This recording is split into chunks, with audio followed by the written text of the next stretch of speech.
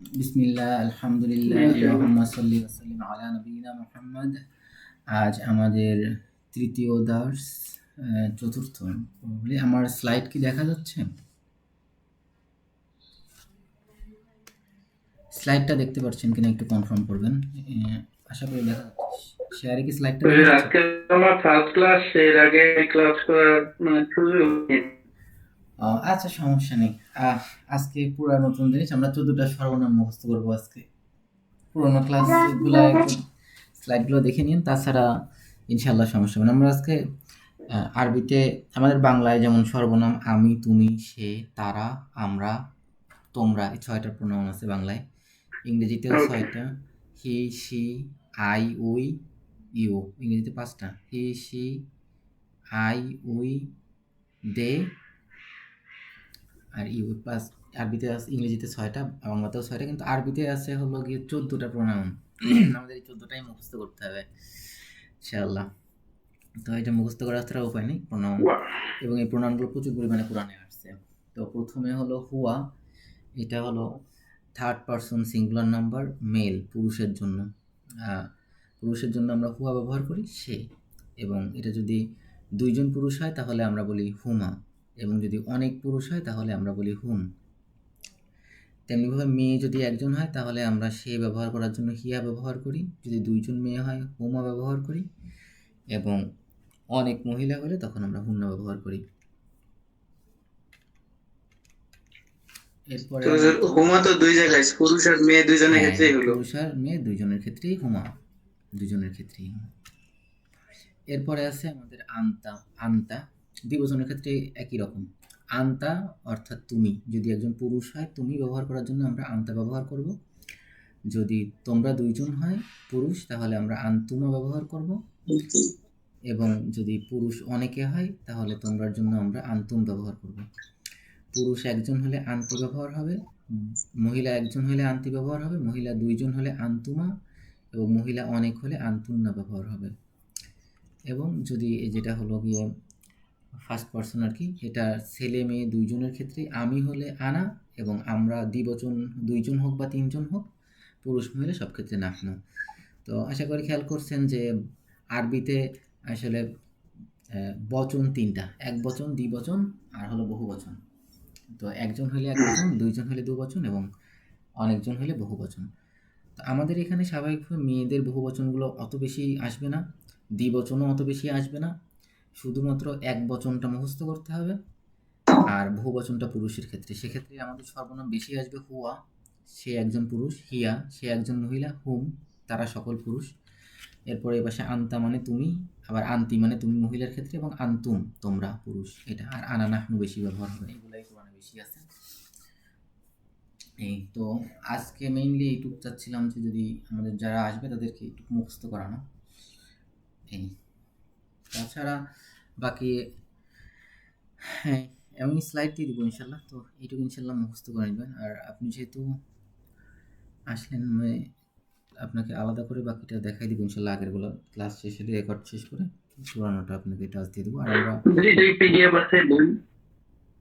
এটা তো বই না, এটা তো আমি প্রতিদিন নিজে তৈরি করি আর কি, ক্লাসের আগে বিভিন্ন জায়গা থেকে নিই। বই এভাবে দেওয়া হয়নি আসলে, কোরআন থেকে সরাসরি নিই ওরকম নাই আমার জন্য কষ্টকর। আমিও স্বাভাবিকভাবে সাধারণ কিছু ওয়ার্ড দিয়ে ব্যবহার করছি, কিন্তু চেষ্টা করছি শব্দগুলো যেন কোরআনে থাকে, বাক্যগুলো কোরআনে না থাকলেও প্রাথমিকভাবে আগের ক্লাসগুলো স্লাইডগুলো আমাকে একটু দিলে ভালো হবে। হ্যাঁ, স্লাইডগুলো গ্রুপে আছে। ও, আপনি হোয়াটসঅ্যাপ গ্রুপেই দিয়ে দিছি আমি, প্রথম 2 দিনের স্লাইড আছে, দেখবেন ইনশাআল্লাহ। আসসালামু আলাইকুম। জি, ওয়ালাইকুম আসসালাম। হ্যাঁ গত ক্লাসের ক্লাস সাইট মনে হয় পাইনি সম্ভবত হ্যাঁ আমি। হ্যাঁ, এই স্লাইডটার সাথেই লাগে, লাস্ট ক্লাসে এটা দিয়ে দিলে ইনশাল্লাহ পেয়ে যাবেন।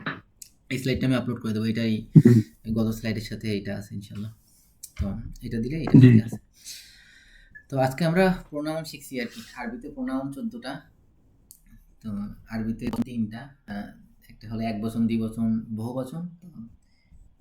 তো সেক্ষেত্রে থার্ড পার্সনের জন্য 3টা আর কি প্রোনাউন। সেক্ষেত্রে আবার ছেলে মেয়ে ভিন্ন, তাহলে 3 দুগুণে 6টা প্রোনাউন। সেকেন্ড পার্সনের ক্ষেত্রেও তাই। তো হুয়া মানে সে 1জন পুরুষ, হুমা মানে তারা 2জন পুরুষ, এবং হুম মানে তারা সকল পুরুষ। হিয়া মানে সে 1জন মহিলা, হুমা মানে তারা দুইজন মহিলা, হুমনা অর্থ তারা সকল মহিলা। এপাশে আন্তা অর্থ তুমি একজন পুরুষ, আন্তুমা অর্থ তোমরা দুইজন পুরুষ, আন্তুম অর্থ তোমরা সকল পুরুষ, আন্তি অর্থ তুমি একজন মহিলা, আন্তুমা তোমরা দুইজন মহিলা, আন্তুন্না তোমরা সকল মহিলা। আর ফার্স্ট পার্সনের ক্ষেত্রে আনা অর্থ আমি, আনাহনু মানে আমরা। তো সেক্ষেত্রে আমরা বলতে দুইজন মহিলা দুইজন পুরুষ, দুইজন অনেক মহিলা অনেক পুরুষ, সব ক্ষেত্রে আনাহনু ব্যবহার করা হয়, এবং একজন পুরুষ মহিলার ক্ষেত্রে আনা ব্যবহার করা হয়। এই তো আমাদের ইনশাল্লাহ আগামী দার্সে এবং তারপরের দার্সে এর মধ্যে আমরা মাওসুফ সিফাত শেষ করব ইনশাআল্লাহ। তো আজকে আমরা মাওসুফ সিফাতের কিছু অংশ দেখি। এইখানে আমরা যে শব্দগুলো ব্যবহার করছি সেগুলো খুবই সহজ। এখানে প্রথমে আছে কিতাবুন অর্থ বই, বাইতুন অর্থ ঘর, কলামুন অর্থ কলম, মসজিদুন অর্থ মসজিদ, বাবুন অর্থ দরজা। প্রতিটা শব্দই কোরআনে আছে। আমি আসলে কোরআন থেকে আপনাদের শেষে উদাহরণ দেখাবো, কিন্তু ক্লাসের সুবিধার জন্য আমি শব্দগুলো কোরআন থেকে নিয়েছি, কিন্তু সব বাক্য আমি কোরআন থেকে এভাবে নিতে পারিনি। হয়তো এটার জন্য আরও অনেক বেশি সময় দেওয়া দরকার ছিল, সেটা সম্ভব হয়নি, এই জন্য জাস্ট শব্দগুলো কোরআন থেকে নেওয়া। এরপরে আছে তলিবুন অর্থাৎ ছাত্র, মুআল্লিমুন অর্থ শিক্ষক, রজুলুন অর্থ পুরুষ, তাজিরুন অর্থ ব্যবসায়ী, ওয়ালাদুন অর্থ ছেলে। এবার আসছে আমরা কিছু বিশেষণ। আমরা যেহেতু বিশেষণের ক্লাস করব, সেহেতু 10টা বিশেষ্য গেছে, আর এখন 10টা বিশেষণ থাকবে। জাদিদুন অর্থ নতুন, কদিমুন অর্থ পুরাতন, জামিলুন অর্থ সুন্দর, নাজিফুন অর্থ পরিচ্ছন্ন, সগিরুন অর্থ ছোট। এখন এই পাঁচটাকে একটা জিনিস, যে আমাদের সিফাত মাউসুফের সময় মানে আমাদের এই যে বিশেষণটাকে পরিবর্তন করতে হবে। যদি পুরুষবাচক আসে, সর্বনাম যদি পুরুষ আসে, যেমন যদি আমি বলি হুয়া, হুয়া অর্থ তো ছিল হলো সে। তো আমি যদি এখন বলি সে সুন্দর, তাহলে আমি বলবো হুয়া জামিলুন। আর যদি সে বলতে মেয়ে হয়, সেক্ষেত্রে হিয়া, সেক্ষেত্রে আমার জামিলুনের স্ত্রীবাচক শব্দ লাগবে, সেটা হলো জামিলাতুন। আমি যদি বলি আন্তা তুমি ছোট, এটা হলো পুরুষ, তুমি আন্তা মানে তুমি পুরুষ, তো তুমি ছোট বললে আমি বলবো আন্তা সগিরুন। কিন্তু আমি যদি আন্তি নিয়ে আসি, তুমি মহিলা, কোনো মেয়েকে যদি বলি তুমি ছোট, সেক্ষেত্রে আমি আন্তি সগিরুন বললে হবে না, এই সগিরুনটাকে আমাকে মহিলাতে পরিবর্তন করে তারপরে বলতে হবে আন্তি সগিরতুন। তো এখানে সেটা দেখানো হয়েছে। আমি আগের শব্দগুলোকে সেম রাখছি। যদি দেখেন আগে যে শব্দগুলো ছিল জাদিদুন, কদিমুন, জামিলুন, নাজিফুন, সগিরুন, এই প্রতিটা শব্দই খুবই কমন শব্দ, এবং এর শব্দ প্রায় সবগুলোই কোরআনে আছে। তো সেটাকেই আমি দেখাইছি। দেখেন একটা সুন্দর একটা প্যাটার্ন আছে, জাদিদুন থেকে জাদিদাতুন নতুন, জাদিদুন পুরুষ, জাদিদাতুন মহিলা। আপনাদের এখনই সব মুখস্থ করা লাগবে না, ইনশাল্লাহ স্লাইডটা আমি দিয়ে দেবো, আপনারা আস্তে আস্তে মুখস্থ করে নেবেন। আর আমি চেষ্টা করছি নিয়ম যখন বোঝাই তখন অল্প কিছু শব্দের মধ্যে থেকে এই নিয়মগুলোকে বোঝানোর চেষ্টা করছি, যেন সবাই বুঝতে পারে। এরপরে কদিমুন অর্থ পুরাতন, এটার স্ত্রীবাচক হবে কদিমাতুন। জামিলুন অর্থ সুন্দর, এটার স্ত্রীবাচক হবে জামিলাতুন। সগিরুন অর্থ ছোট, এটার স্ত্রীবাচক সগিরতুন। কাবিরুন অর্থ বড়, এটার স্ত্রীবাচক কাবিরতুন। এখানে আরও কিছু আছে। এটা জাইয়িদুন অর্থ ভালো, জাইয়িদাতুন মানে ভালো। তো এখানে একটা জিনিস টেস্ট করি, দেখি তো আপনারা এটার ধরতে পারছেন কিনা। এটা হলো গিয়ে একজন একটু ট্রাই করেন তো, যে পুরুষ থেকে মহিলা করতে পারেন কিনা। যদি এখানে কন্টেন্ট প্যাকেজ দিই, বলেন তো জাইয়িদুন মানে ভালো, তাহলে এটার মহিলাবাচক কেমন হতে পারে যদি আমি মহিলার ক্ষেত্রে ব্যবহার করি? জাহিদাতুন। জাহিদাতুন। সদিকুনের ক্ষেত্রে কেমন হতে পারে? সদিকাতুন। হ্যাঁ। মাহিরুনের ক্ষেত্রে? মাহিরাতুন। হ্যাঁ। নাজিফুনের ক্ষেত্রে? নাজিফাতুন। হ্যাঁ। আর মাশহুরুন? মাশহুরাতুন। জি, এটা এরকমই। তো মাওসুফ সিফাতের নিয়ম, যে জন্য আমাদের এই ট্রান্সফর্মটা শেখা লাগবে। প্রথম হলো, এটাতে যদি আল থাকে, তাহলে একটাতে যদি আল থাকে, যেমন আপনার যদি নাউনে আল থাকে, তাহলে নাউনটাকে যখন ডিসক্রাইব করবেন তখন ওটাতেও আল থাকবে, মানে এটার অ্যাডজেক্টিভেও আল থাকবে, এটার গুণ যেটা সেটাতেও আল থাকবে। এটা আমরা প্রথম ক্লাসে শিখছিলাম, যে আল যদি থাকে তাহলে 2 পেশ উঠেছে 1 পেশ ওঠে, এটা আশা করি মনে আছে। হ্যাঁ। তো আমাদের এখানে যেমন দেখাইছি, যখন প্রথমে বাইতুন জাদিদুন অর্থ একটি নতুন ঘর। আর যদি আমি এখানে যদি আমি বলি ঘরটি নতুন, নতুন ঘরটি, তাহলে আমার হবে আল বাইতু আল জাদিদু। সেরকমভাবে যদি রজুলুন একটা লোক, সদিকুন মানে সত্যবাদী, রজুলুন যদি দুই পেশ থাকে, এটার সাথে যদি আল না থাকে তাহলে সদিকুনের সাথেও আল থাকবে না বা দুই পেশ থাকবে না। রজুলুন সদিকুন, একজন সত্যবাদী লোক। আর রজুলু আস সদিকু, সত্যবাদী লোকটি। আর রজুলু আস সদিকু, সত্যবাদী লোকটি। এবং মাসজিদুন নাজিফুন, মাসজিদুন অর্থ মসজিদ, নাজিফুন মানে পরিষ্কার, তাহলে মসজিদুন নাজিফুন মানে পরিচ্ছন্ন মসজিদ। তো এটাকে আমরা পরিপূর্ণ বাক্য করতে পারবো, যেমন বাইতুন জাদিদুন, একটি নতুন ঘর। আমি যদি বলি এটি একটি নতুন ঘর, তাহলে বলেন তো কেমন বাক্য, কেমন হবে শব্দটা, বাক্যটা কেমন হবে? আল বাইতুন আল জাদিদুন।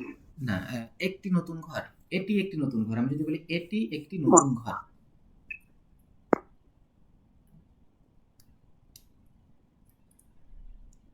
এটি অর্থ হাজা, আচ্ছা, জি হাজা হাজা বাইতুন হাজা বাইতুন জাদিদুন। জাদিদ। হ্যাঁ, হাজা বাইতুন জাদিদুন। আপনার কথাটা অনেক ভেঙে আসছে, তাই আমি বুঝতে পারছি না। এবার যদি নেটের সমস্যা দেখে না। জি, জি এরপরে যদি রজুলুন সদিকুন, একজন সত্যবাদী লোক। আমি যদি বলি এই একজন সত্যবাদী লোক, তাহলে এর অনুবাদ কেমন হবে? হাজা রজুলুন সাদিকুন। জি। আর আজকে আমরা প্রোনাউন শিখেছি, প্রোনাউন অবশ্য মুখস্থ করানো হয় নাই। হুয়া অর্থ সে, তাহলে আমি যদি বলি সে একজন সত্যবাদী লোক, তাহলে কেমন অর্থ, কেমন হবে? হুয়া সাদিকুন। হুয়া রজুলুন হুয়া রজুলুন সাদিকুন। সদিকুন। হ্যাঁ, আমি যদি বলি আমি একজন সত্যবাদী লোক, তাহলে কেমন হবে? আমি আরবি হলো আনা। আনা আনা। আনা রজুলুন সাদিকুন। জি, এই প্যাটার্নের অনেক অনেক বাক্য কোরআনে আছে, আমরা আজকে দেখবো ইনশাআল্লাহ। অর্থ করার দরকার নেই, আমরা যদি শব্দ বেশি জানি না।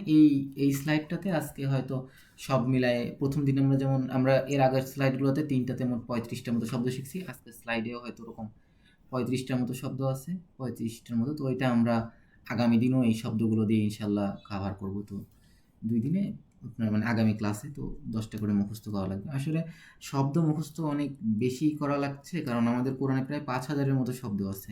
আমরা পুরা ক্লাস পাবো হলো গিয়ে ফার্স্ট লেভেলে হয়তো আমরা সব মিলাই ১০০টার মতো ক্লাস আমাদের কোঅর্ডিনেটর স্যার বলেছেন। তো তার মধ্যে আমরা ৪০টা ক্লাসে মনে করেন শেষে কোরআন থেকে প্র্যাকটিস করলে ৬০টা ক্লাস আমাদের থাকবে। তো ৬০টা ক্লাসের মধ্যে আমাদের যদি ১০-১৫টা ক্লাস রিভিশনে যায়, ৫টা ক্লাস যদি নষ্ট হয়, তো আমরা ক্লাস পাবো ৩০-৪০টা ক্লাস পেলে আমরা আসলে আমাদের ৩০টা করে পার ক্লাসে শব্দ মুখস্থ করলে আমাদের ১,০০০-এর মতো শব্দ হবে মাত্র। এই শব্দগুলো আর কি আমাদের এই জন্য একটু বেশি মুখস্থ করা লাগছে। আর আর কি, তো শব্দ দরকার আমাদের, না হলে গ্রামাটিক্যাল রুল অ্যাপ্লাই করার জায়গা তো দরকার। এরপরে দ্বিতীয় হলো লিঙ্গ। প্রথমে গেল আল থাকলে আল হবে, আল না থাকলে আল হবে না। এরপরে হলো লিঙ্গের বিষয়। যদি নাউন যদি যেটাকে আমি ডিসক্রাইব করব, যেটার আমি গুণ বর্ণনা করব, সেটা যদি পুরুষ হয় তাহলে অ্যাডজেক্টিভটাও পুরুষ হবে, আর যদি নাউনটা ফিমেল হয় তাহলে অ্যাডজেক্টিভটাও ফিমেল হবে। যেমন এখানে আছে ওয়ালাদুন জামিলুন, একটি সুন্দর ছেলে। ওয়ালাদুন যেহেতু পুরুষ, সেহেতু জামিলুনটাও পুরুষ হিসেবে এসেছে। এরপরে আমি যদি বলি একটি সুন্দরী মেয়ে, তাহলে মেয়ের আরবি হলো বিনতুন, তাহলে এই জামিলুনের স্ত্রীলিঙ্গ জামিলাতুন, এটা আমাকে ব্যবহার করতে হবে। বিনতুন জামিলাতুন, একটি সুন্দরী মেয়ে। আচ্ছা, তো এই দুটাকে যদি আমি হলো গিয়ে প্রোনাউন অ্যাড করি, আমি যদি প্রথমটার সাথে অ্যাড করি যে তুমি সুন্দর ছেলে, তাহলে এটার আরবি কেমন হবে? হুয়া জামিলুন ওলাদান। হ্যাঁ, হুয়া জমলুন হলো, কিন্তু আমি যদি বলি তুমি, হুয়া হ্যাঁ সে সুন্দর ছেলে, হুয়া ওয়ালাদুন জামিলুন। আর যদি আমি বলি সে একটি সুন্দরী মেয়ে, হিয়া বিন্তু জামিলাতুন। বিন্তু না, বিন্তুন জামিলাতুন। হ্যাঁ, এখানে সব জায়গায় দুই পেশ থাকে। বিন্তুন জামিলাতুন। হ্যাঁ, যদি আমি জি। বলতাম যে আমি একটি সুন্দরী মেয়ে, তাহলে আনা বিন্তুন জামিল। জি জি, ওরকমভাবে পরে আরো ২-৩টা উদাহরণ দিয়েছি। মুআল্লিমুন মাহিরুন, একজন দক্ষ শিক্ষক। মুআল্লিমাতুন মাহিরাতুন, একজন দক্ষ শিক্ষিকা। তালিবাতুন জাইয়িদাতুন, একজন ভালো ছাত্রী। মাউসুল সিফাত আরো ২টা নিয়ম মেনে চলে। একটা হলো তার বচনের ক্ষেত্রে মেনে চলে, যদি বচন এক বচন হয় তাহলে এটা এক বচন হবে, বচন যদি দুই বচন হয় তাহলে দুইটাই দুই বচন হবে, আর যদি বহু বচন হয় তাহলে মাউসুল সিফাত দুইজনই বহুবচন হবে। তো আমরা দ্বিবচন এবং বহুবচন পরবর্তীতে শিখব। আমরা প্রাথমিক পর্যায়ে প্রথম 10 ক্লাসের মধ্যে 7-8 ক্লাসের মধ্যে আমরা এটা শিখবো না, আমাদের জন্য কঠিন হয়ে যাবে। আমরা শুধুমাত্র এক বচনের মধ্যে সীমাবদ্ধ থাকবো ইনশাআল্লাহ। আর বহুবচনের বিষয়গুলো আমরা জাস্ট দেখে যাব, যেভাবে আমরা ইসমে ইশারার ক্ষেত্রে আমরা পড়েছিলাম শুধু হাযা, হাযিহি, যালিকা, তিলকা। তাছাড়া আমরা বহুবচন এবং দ্বিবচন দেখেছিলাম যে বহুবচন হাউলাই, উলাইকা, কিন্তু আমরা এটা প্র্যাকটিসও করিনি, ওটা আমরা পড়িও নি এভাবে। সেভাবে দ্বিবচন আমরা পড়িনি, এখানেও সেম। আমরা জাস্ট দেখে যাব, কিন্তু ওভাবে পড়বো না বা প্র্যাকটিস করবো না। ওটা আমরা পরবর্তীতে আলাদা ক্লাসে কভার করবো, না হলে এত কিছু একসাথে মাথায় নিলে অনেক কষ্ট হয়ে যাবে। তো এক বচন যেমন অলাদুন জামিলুন, একটি সুন্দর ছেলে। বিনতুন জামিলাতুন, একটি সুন্দরী মেয়ে। মুআল্লিমুন মাহিরুন, ও সরি, আমি এখানে এই স্লাইডে করিনি, এই বচনের ভিন্নতাটা দেখাইনি। এখানে আমি দেখাচ্ছি দ্বিবচনে, যেমন অলাদুন জামিলুন, এখানে হবে অলাদানে জামিলানে। যদি দুইজন বলি, দুইজন সুন্দর ছেলে, অলাদানে জামিলানে। এখানে হবে বিনতানে জামিলাতানে। খুবই সহজ, দ্বিবচনে পরিবর্তন করা খুবই সহজ। মুআল্লিমুন মাহিরুন অর্থ একজন দক্ষ শিক্ষক, তো দুইজন দক্ষ শিক্ষক হলে মুআল্লিমানে মাহিরানে। যদি মুআল্লিমাতুন মাহিরাতুন, একজন দক্ষ শিক্ষিকা, দুইজন দক্ষ শিক্ষিকা হলে মুআল্লিমাতানে মাহিরাতানে, এরকম। আর যদি বহুবচন হয় তাহলে উনা হবে, যেমন মুআল্লিমুন মাহিরুন, একজন দক্ষ শিক্ষক। এটা যদি অনেকজন দক্ষ শিক্ষক হয় তাহলে মুআল্লিমুনা মাহিরুনা। তারপরে এরকম হবে আর কি। তারপরে তালিবুন জাইয়িদুন, এটা হবে তালিবুনা জাইয়িদুনা, এরকম। আর একটা জিনিস থাকবে, যদি জবর থাকে মাউসুফের শেষে, তো সিফাতেও যে জবর হবে। মাউসুফে যদি জের থাকে সিফাতে জের হবে, মাউসুফে যদি পেশ থাকে সিফাতে পেশ হবে। যেমন এখানে বাইতুন কাবিরুন, বাইতুনে পেশ আছে, কাবিরুনে পেশ আছে। এখানে বাইতান কাবিরন, বাইতানে জবর আছে, কাবিরনে জবর আছে। আর আমরা এটাও শিখছি যে পেশ থাকলে এটা নাউন হয়, একটি বড় ঘর। আর যদি জবর থাকে তাহলে এটা অবজেক্ট হয়ে যায়, ঘরকে, এরকম একটা অর্থ দেয়, কে যোগ হয়। যেমন বাইতান কাবিরন, একটি বড় ঘরকে। বাইতিন কাবিরিন, এটার অর্থ হবে কেমন বলেন তো? মনে আছে প্রথম ক্লাসের কথা?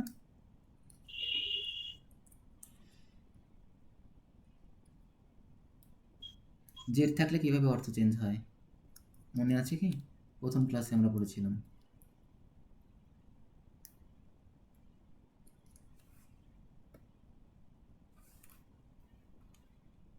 তুই বুঝতে পারেন আরেকবার বলেন কেন আমার।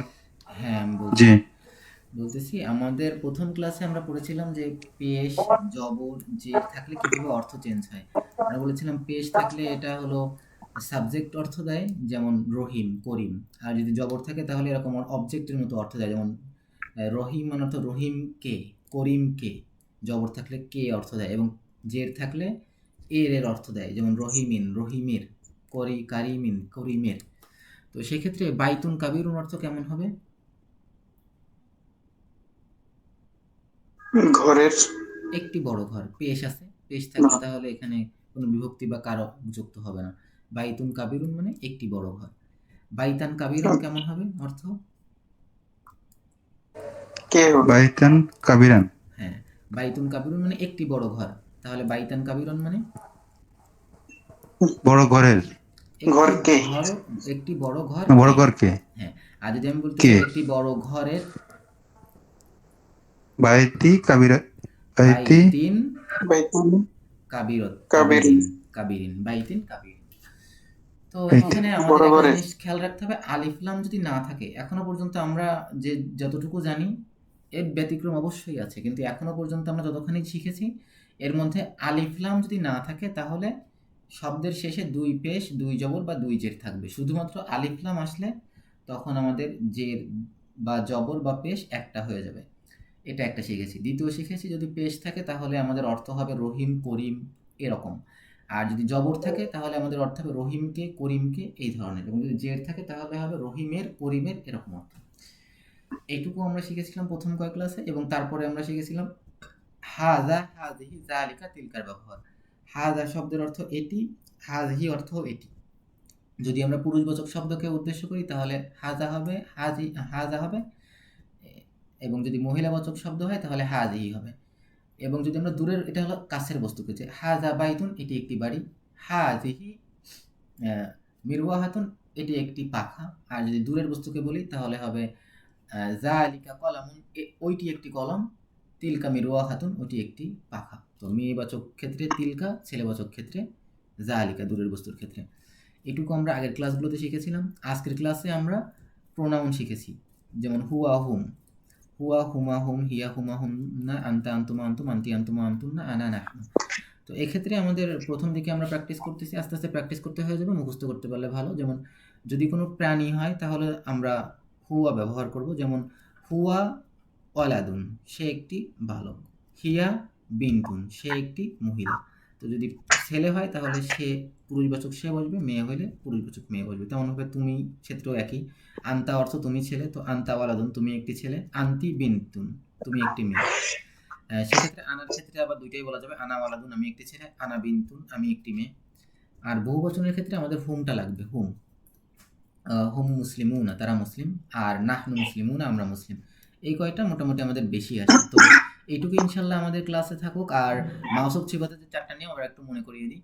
আমরা প্রথম আলিফলাম যদি থাকে, মাউসুফের সাথে যদি আলিফলাম থাকে, সিফাতের ক্ষেত্রেও আলিফলাম থাকবে। অর্থাৎ যদি আমাদের নাউনের সাথে আলিফলাম থাকে তাহলে তার সাথে যে অ্যাডজেক্টিভ যুক্ত হবে এটা তো আমাদের তার গুণবাচক, যেটা বিশেষ্যতে আলিফলাম থাকলে বিশেষণেও আলিফলাম থাকবে। এরপরে যদি আমাদের বিশেষ্যতে আলিফলাম না থাকে, বিশেষণেও আলিফলাম থাকবে না, এটা। এরপরে আছে লিঙ্গ, যদি বিশেষ্য স্ত্রী হয় তাহলে বিশেষণ স্ত্রী হবে, এবং বিশেষ্য যদি পুরুষ হয় তাহলে বিশেষণ পুরুষ হবে।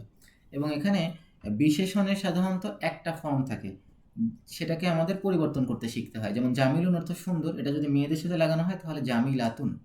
মাহিরুন অর্থ দক্ষ, এটাকে যদি মেয়েদের সাথে ব্যবহার করি তাহলে মাহিরতুন। এভাবে পরিবর্তনটা শিখতে হয়।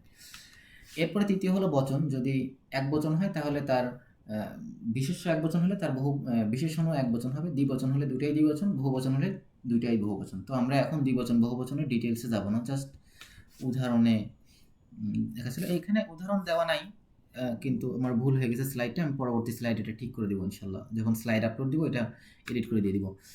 আর আরেকটা হলো এই যে মারফু মারফু মানসুব এবং মাজরুরের অবস্থা, যে পেশ জবর জেরের অবস্থা, এই অবস্থা দুটো সেম থাকবে। যদি নাউন যদি মারফু অবস্থায় থাকে তাহলে অ্যাডজেক্টিভও মারফু অবস্থায় থাকবে, নাউন যদি মানসুব অবস্থায় থাকে অ্যাডজেক্টিভও মানসুব অবস্থায় থাকবে, নাউন যদি মাজরুর থাকে অ্যাডজেক্টিভও মাজরুর অবস্থায় থাকবে। তো এইটুকু ইনশাল্লাহ। আমরা কিছু কোরআনের উদাহরণ দেখি, কোরআনের প্রচুর পরিমাণে এই বিষয়ে উদাহরণ আছে। এই স্লাইডগুলো দিয়ে দিব, 24টা স্লাইড, গত দিনের এবং আজকের দিনের সব মিলিয়ে, এই সব মিলিয়ে আমি এটা দিয়ে দিব ইনশাল্লাহ। আর আমরা কিছু উদাহরণ দেখে নিই ক্লাস শেষ করার আগে। তো এটা ওই স্ক্রিন শেয়ার দেওয়া নাই হয়তো, না, এই জন্য স্ক্রিন শেয়ার দিতে হবে। দেখি, এক মিনিট।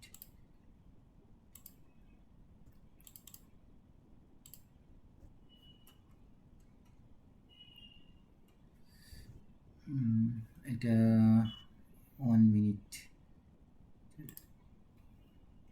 নিচে চলে গেছে।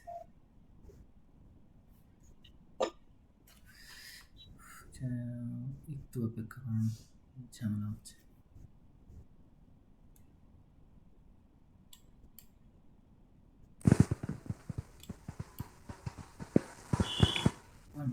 আপনাদের যে সিস্টেম দিছিল না, ওই সিস্টেমে কিন্তু আমি আসলে ঢুকতে পারছিলাম না। ওই যে গুগল ক্লাসে ডাইরেক্ট ক্লিক করলে ঢোকা যাচ্ছে, কিন্তু এমনি ওই যে একটা সিস্টেম আছে স্টুডেন্ট আইডি লগ ইন, ওখানে গেলে নিউ ক্লাস বা লাইভ ক্লাস, ওখানে গেলে আমার হয় না, হচ্ছিল না ক্লাস করার সময়। আমি এটা যদি কোঅর্ডিনেটর স্যার থাকলে ভালো হতো। আমি আসলে এই বিষয়ে আমিও খুব দক্ষ আচ্ছা না। আচ্ছা, আমি হচ্ছে ওই যে একটা গুগল ক্লাস যে একটা লিঙ্ক ছিল, ওখানে ক্লিক করলে ডাইরেক্ট ঢোকা যাচ্ছে, ওটা ঢুকতেছি আর কি। এটাতে স্টপ শেয়ারিং করতে হবে আগে, এরপরে হলো মনে হয় আমার, তাহলে ক্রোমের ট্যাব আমি শেয়ার করতে পারবো। এটা শেয়ার করি। হ্যাঁ, দেখেন এটা আমি তৈরি করেছিলাম আপনাদের ক্লাসের জন্য। একটু জুম করি। মেইনলি কোরআন থেকে আগে বের করে তারপরে হলো সেখান থেকে আর কি শব্দগুলো নিয়ে, মানে মাউসুফ সিফাত আমি সিলেক্ট করছিলাম আর কি, যে কোথায় কোথায় আছে। যেমন আমরা যেগুলো ব্যবহার করছি সেগুলো কি কি আমরা পাই একটু খুঁজি আমরা এখানে। যেমন ফার্স্টে দেখেন এখানে আছে জালিকাল কিতাবু, এই সেই কিতাব। এই অংশটুকু আমরা যতটুকু পড়েছি এর মধ্যে আমরা এটুকুর অর্থ করতে পারবো, জালিকাল কিতাবু। এরপরে আছে দেখেন হুম, হুম শব্দটা আমরা আজকে শিখেছি, হুম মানে তারা। হুম ম্যাডাম সরি স্যার, জালিকা তিলকা না জালিকা? হ্যাঁ, কিতাব ও পুরুষ জালকা বলতে এই না? জি জালিকা জি, অর্থ ওই। ওই তাহলে এখানে এই কিতাব কেন বলা হয়? এই সেই কিতাব বলা হয়, এটা তাফসির থেকে বলা হয়, আচ্ছা আচ্ছা, জি তাফসির থেকে নিয়ে আসছে। এটার অনেক ব্যাখ্যা আছে বিস্তারিত। তো যে আমি এই জায়গাতে শুনছিলাম যেটা ওই যে লাহে মাহফুজ যে কিতাব সেটা হ্যাঁ, হচ্ছে জালিকে, সে এটা কারণে লাহে ওটা মাহফুজ হচ্ছে থেকে মেইন ভিন্ন হয়েছে। কিতাব, হুম। মেইন এটা হচ্ছে আমাদের কপি, এই জন্য এখানে নাকি এরকম বলা হয়েছিল এক জায়গায়, এটা একটা আলোচনা বললো এটা আর আমি কি। ওই প্রথম দিনের জি ক্লাসে বলছিলাম, এই তাফসিরটা করা হয়, এই তাফসিরটা করা হয়। আবার অনেক ক্ষেত্রে আছে রেটরিক যেটাকে বলে, ওটার জন্য বালাগা, যেটা রেটরিক বলে ইংরেজিতে, বাংলায় কি বলে আমি নিজেও জানি না, ইংরেজিতে জি রেটরিক জি বলে, ওইটার কারণে বলা হয়, সেটাও বলে, বিভিন্ন রকম ব্যাখ্যা আছে। এরপরে হলো এখানে উলাইকা আছে, আমরা উলাইকা শিখেছিলাম। এই যে হুম, যেহেতু হুম মানে তারা, তো হুম বহুবচন, এই জন্য উলাইকা ব্যবহার করা হয়েছে তাদেরকে এই করার জন্য, হুমুল মুফলিহুন। এরপর আছে আযাবুন আলিম। আযাব অর্থ আযাব, আলিম মানে বেদনাদায়ক, তাহলে আযাবুন আলিম এটা মাউসুফ সিফাত। আযাব হলো এখানে নাউন, আলিম হলো এর গুণ। তো দেখেন, আযাবুন পুরুষ, আলিমুন পুরুষ, আযাবুনে আল নাই, আলিমুনে আল নাই, আযাবুনে পেশ আছে, আলিমুনে পেশ আছে, আযাবুন এক বচন, আলিমুন এক বচন। এরপরে দ্বিতীয় উদাহরণ দেখেন, আমি আপনাদের এটা মুখস্থ করতে বলছি না, এটা জাস্ট আমি আপনাকে দেখাচ্ছি যে এই নিয়মটা আপনার কেন কোরআন পড়লে লাগবে। দ্বিতীয়টা দেখেন, জু ফাদলিল আউজিম, হ্যাঁ, যে তিনি অনুগ্রহের, আহ, বিশাল অনুগ্রহের অধিকারী। তো এখানে বাংলা অনুবাদ করছে, ভাব অনুবাদ। তো ফাদলিনে দেখেন আলিফলাম আছে, আউজিমেও আলিফলাম আছে। হ্যাঁ, ফাদলিতে জের আছে, আজিমিতে জের আছে। ফাদলি পুরুষ, আজিমুন পুরুষ, এটা ফাদলিও এক বচন, আজিমুনও এক বচন। এরপরে ওয়াসিউন আলিম, এখানেও সেম, ওয়াসিউন মানে সর্বব্যাপী, আর আলিমুন মানে হলো গিয়ে জ্ঞানী, তো সর্বব্যাপী সর্বজ্ঞানী। তারপরে এই যে ওয়াহুয়া সামিউল আলিম, এই হুয়া, হুয়ার দুইটা গুণ, হুয়া অর্থ সে, এটার দুইটা গুণ বর্ণনা করছে, একটা হলো হুয়া তিনি সামিউ, তিনি শ্রোতা, এবং আলিমু তিনি হলো কি জ্ঞানী। এখানে এখন বলতে পারেন যে হুয়াতে তো জবর আছে, তাহলে সামিউতে পেশ হয়েছে কেন, আলিমুতে পেশ হয়েছে কেন? এটা হলো গিয়ে প্রথম ক্লাসে আমরা আলোচনা করেছিলাম, কিছু কিছু শব্দ আছে যেগুলাতে জবর জের পেশ সব অবস্থানেই একই রকম থাকে, যেমন হাজা, হাজাতে কিন্তু মারফু মনসুব এবং মাজরুব তিন অবস্থাতেই সে একই রকম অবস্থায় ছিল, মনে আছে কি? জি এটাও এরকম, হুয়াতেও তিনটা অবস্থাতেই একই রকম, এখানে হুয়াটা পেশের অবস্থাতেই আছে। হ্যাঁ, তো হুয়া যেহেতু পেশের অবস্থায় আছে, এজন্য আসামিউতে পেশ আছে, আলিমুতে পেশ আছে। আলিফলাম, হুয়া মানে সে, মানুষের নামের ক্ষেত্রে বা অ্যাডজেক্টিভ এগুলোর জন্য, এই প্রোনাউন, এদের জন্য আলিফলাম যোগ করা লাগে না, এরা অলরেডি নির্দিষ্ট থাকে। এরা যেহেতু নির্দিষ্ট, সেহেতু সামিউর সাথে কি বলে, ই যোগ হয়েছে, আলিফলাম যোগ হয়েছে, এবং আলিমুনের সাথে আলিফলাম যোগ হয়েছে। আবার এটা ওই মাউসুফ সিফাত হলো গিয়ে হয়েছে আসামিও আল আলিমু, কিন্তু হুয়া এটা আবার পুরো সেন্টেন্স হয়ে গেছে, আসামিও আল আলিমু শ্রবণকারী, কি বলে, মহাজ্ঞানী, হুয়াটা এখানে সাবজেক্ট হিসেবে আসছে, হুয়ার গুণ হিসেবে আসছে এই দুইটা। সেক্ষেত্রে আবার সবসময় ই লাগে না, আলিফলাম একই রকম থাকার দরকার হয় না এই ক্ষেত্রে। তারপরে আর কোথায় আছে দেখি, হুয়া রহমানুর রহিম, সেম, ওই হুয়া হলো সাবজেক্ট, আর রহমানুর রহিম এটার গুণ, দুইটা অ্যাডজেক্টিভ যোগ হয়েছে। আলাদুল খিসাম, এখানে মনে হয় আজিজুন হাকিম, আল্লাহ আজিজুন হাকিম, এখানেও দুইটা গুণ আসছে, গফুরুন হালিম, আজিজুন হাকিম, ওয়াসিউন আলিম, খাইরন কাসিরা, আনতাল ওয়াহাব, তিলকাল মাতা, হুসনুল মাআব। তাহলে আমাদের আরও দুইটা একটা নিয়ম জানা দরকার, তখন আমরা এই জিনিসগুলো খুব বেশি ইফেক্টিভ আয়াতের ইগুলো থেকে নিয়ে আসতে পারবো।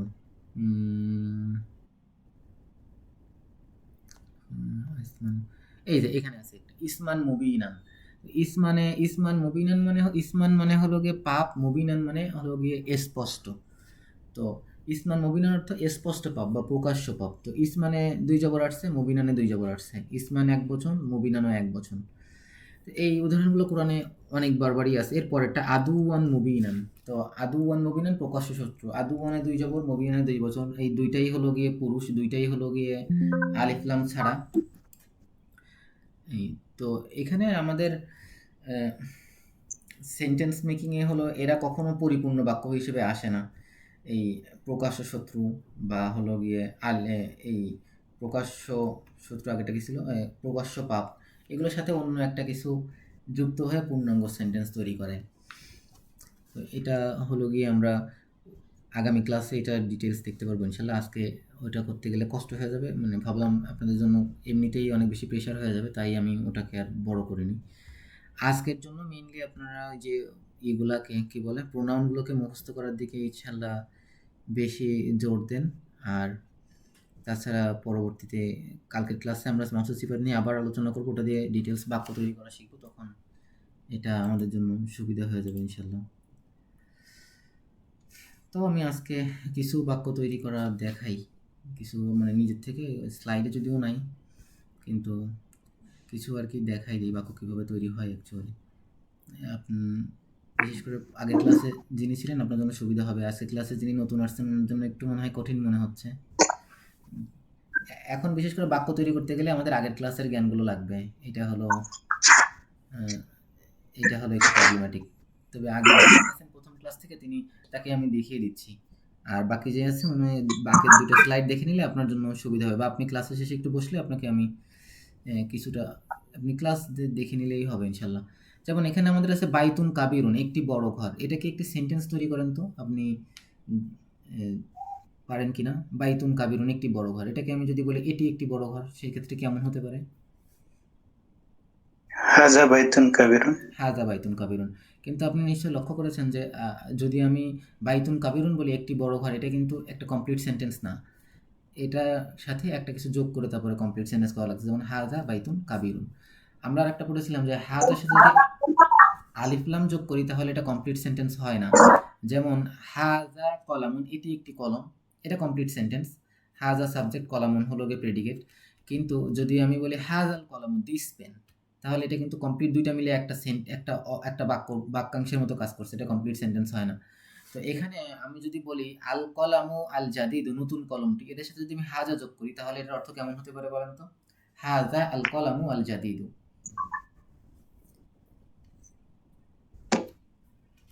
এইটা দেখতে পাচ্ছেন কিনা? এই যে মাউসের কার্সার দেয়া আছে যেটাই, হাজা আল কলামু আল জাদিদু। এটি একটি নতুন কলম। না, এরকম হবে না। হ্যাঁ, আল কলামু আল জাদিদু অর্থ নতুন কলমটি। তো সেক্ষেত্রে আমি হাজা যোগ করলে হবে এই নতুন কলমটি, যেভাবে আল কলমের সাথে হাজা যোগ করলে হয়েছিল এই কলমটি, এক্ষেত্রে হবে এই নতুন কলমটি। আচ্ছা, এটা দেখবেন যে কোরআনে অনেক জায়গায় আছে, এই উদাহরণগুলো আসবে। তো ইনশাল্লাহ আমরা মোটামুটি 4-5টা ক্লাস পর থেকে আমরা মোটামুটি, যখন আমরা আর 2-3টা নিয়ম জানা লাগবে, আমাদের প্রিপোজিশন, অ্যাডভার্বের ব্যবহার জানতে হবে, এবং আমাদের হলো গিয়ে মুদাফ মুদাফ ইলাইহির ব্যবহার জানা লাগবে, হয়তো 3-4টা ক্লাস লাগবে। এরপরে আমরা কমফোর্টেবলি কোরআন থেকে মোটামুটি একটু অনুবাদ করা শুরু করতে পারবো ইনশাআল্লাহ। তার আগ পর্যন্ত আমাদের একটু মানে কমপ্লিট সেন্টেন্স তৈরি করা আমরা এখনও শিখিনি, পর্যন্ত যেতে পারিনি। যদি আমরা বেশি আগাচ্ছি না দ্রুত, বা বেশি কিছু করছি না, শুধু যে ছাত্ররা ভয় পেয়ে যায় কিনা তাই। কিন্তু আশা করি ইনশাল্লাহ সহজ বিষয়গুলো, আজকের বিষয়গুলো বুঝতে পারছেন তো? দেখে তো আপনি রিক্যাপ করেন তো কি কি শেখা হয়েছে আজকে, মাথায় আছে কিনা? আজকে প্রোনাউন শেখানো হয়েছে। হ্যাঁ, কয়েকটা প্রোনাউন বলেন। আমি যে প্রোনাউনগুলো গুরুত্বপূর্ণ ওগুলো আমি বারবার রিপিট করেছি, দেখি তো মনে আছে কিনা।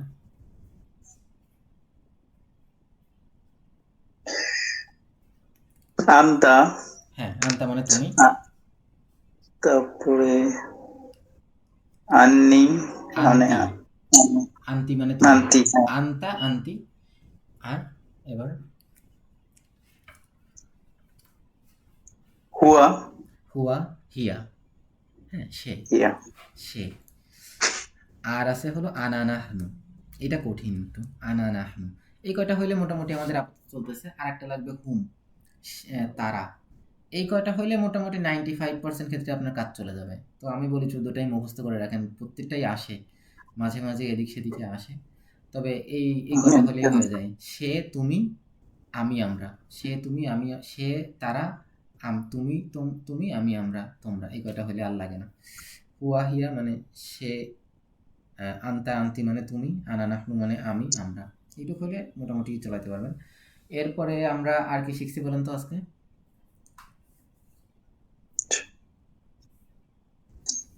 সাবজেক্ট আর অবজেক্ট।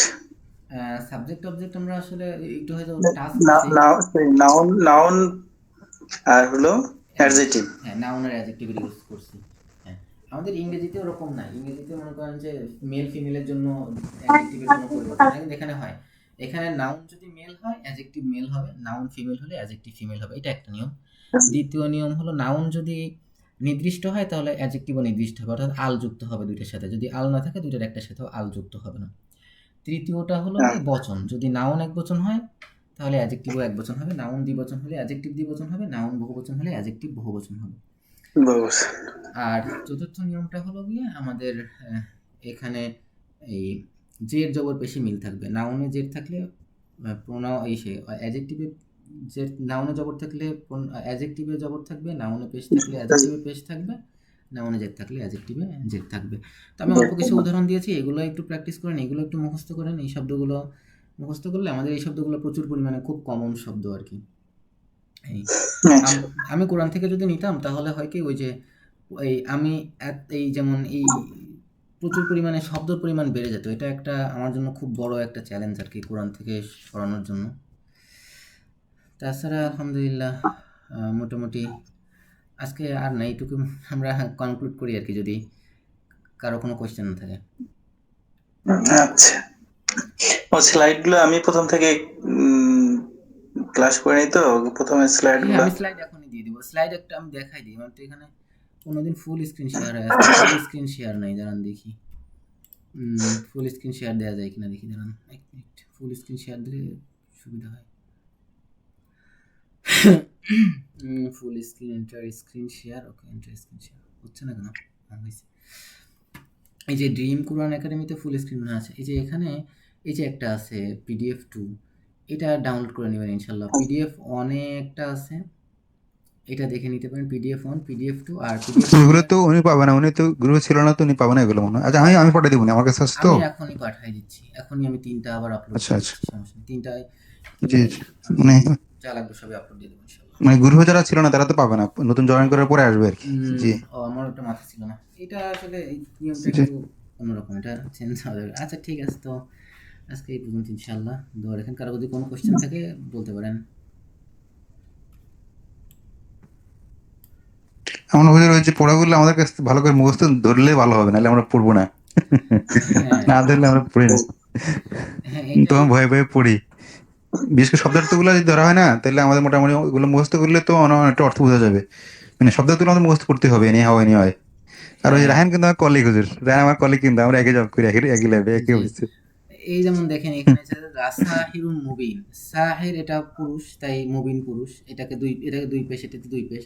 এই নিয়মগুলো প্রচুর পরিমাণে আসবে, কিন্তু আমি কোরআন থেকে উদাহরণ নিলে হবে কি, দেখবেন যে কোনো মিল নাই, মানে এই এক একটা বাক্য বোঝার জন্য প্রায় 2টা 3টে, এই যদি 6টা শব্দ বাক্য এই অর্থ মুখস্থ করাই 6টা শব্দ, তো 3টে সেন্টেন্স হচ্ছে মাত্র। কিন্তু আমার স্লাইডে শব্দার্থগুলো মুখস্থ করলে তখন আমাদের জন্য ইজি হবে আর কি, নিয়ম শিখে যদি মনে রাখতে পারি। আমার ক্লাসে যদি আপনারা জি, ফাঁকিবাজিও করেন, নিয়মিত থাকলে ওই যে আমি একটু ধরবো, এতে আপনার নিয়ম হয়ে যাবে, নিয়ম বুঝে যাবেন সবে।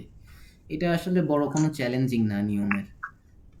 ওইটা যে ক্লাসের শুরুতে অন্তত 5 মিনিট বা 10 মিনিট যদি আগের ক্লাসে কি হয়েছে একটু ধরতেন, যে কালকে এগুলো হয়েছে, আপনারা একটু বলেন, তো সুবিধা হবে আর কি। এখানে যত এই যে এই আয়াতগুলো সিলেক্ট করে, এগুলোতে যত এই যে কালার করা দেখতেছেন না, এগুলি সব মাত্র 2টা 3টা, মানে 2টা 3টা হ্যাভিলি ইম্প্যাক্টফুল গ্রামার থেকে নেওয়া। এগুলাই আমরা ইনশাল্লাহ প্রথম ক্লাসে এগুলোতে করবো। যেমন এটা হলো সিম্পল প্রোনাউন আসলে কি হয়, তারপরে প্রোনাউনের ব্যবহার, এইসব অ্যাডভার্বের ব্যবহার, আর হলো মুদাফিলের ব্যবহার, আর আজকে যেটা শিখলাম মৌসুফ সিফাত, এই 4টা নিয়ম থেকে সব নেওয়া, সবই এই 4টা নিয়ম থেকে। মানে এই 4টা নিয়ম শিখলে আমরা এই অংশগুলো বুঝতে পারবো, যে অংশগুলো লাল দেওয়া আছে, তার মানে যথেষ্ট পরিমাণে একটা বিশাল অংশ আপনারা বুঝতে পারবেন। শুধুমাত্র শব্দ অর্থটা মুখস্থ করে নিতে হবে, এটাই কঠিন।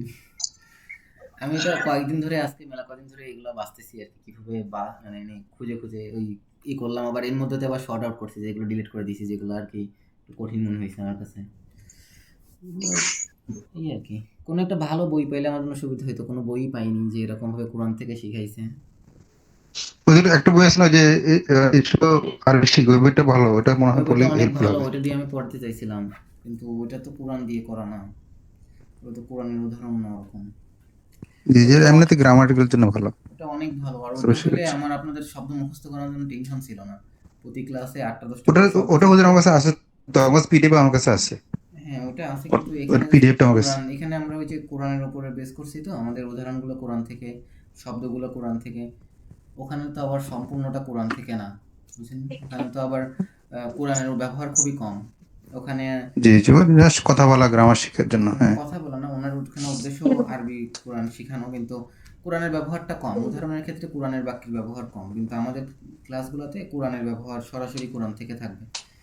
এটা আর কি জি যারা অ্যাকচুয়ালি আরবি শিখতে খুব আগ্রহী না, তারা হয়তো ওই এসো আরবি শিখে পড়লে তারা হয়তো একটুখানি কমফোর্টেবল ফিল কম করবে, কিন্তু যখন দেখবে যে কোরআনের আয়াতগুলো আছে তখন সে ভাববে যে না কোরআনের আয়াত আছে, ভালো লাগতেছে। এই কিন্তু ওইটা ওটার একটা ইউজ কেস আছে, এটার আর একটা ইউজ কেস। জি আমি স্বাভাবিকভাবে আরবি পড়াইলে এসো আরবি শিখি থেকে এখন পড়াই, আগে মদিনা বুক থেকে পড়াইতাম। দুইটার মধ্যেই ভালো খারাপ আছে। এসো আরবি শিখিতে শব্দ অনেক কম। আহ, তো যাই হোক, সবগুলারই আর কি উপকারিতা আছে। জি এসো আরবি শিখিতে পড়লে তো আমার এত কষ্ট করা লাগতো না, সবই সাজানো আছে। এইটার জন্য জি জি কোরআন দিয়ে পড়ানোর জন্যই আমার হলো গিয়ে ক্লাস বানানো, আয়াত জি খোঁজা, এগুলো চ্যালেঞ্জিং হইতেছে আর কি। দোয়া করেন, আপনাদের যেমন জার্নি আমারও এটা একটা জার্নি আর কি। আমি কখনো এইভাবে শেখাইনি, এটা একটা চ্যালেঞ্জের মতো ভাবলাম যে করেই দেখি হয় কিনা, হবে এক্সপেরিমেন্ট ইনশাল্লাহ। জি ইনশাল্লাহ।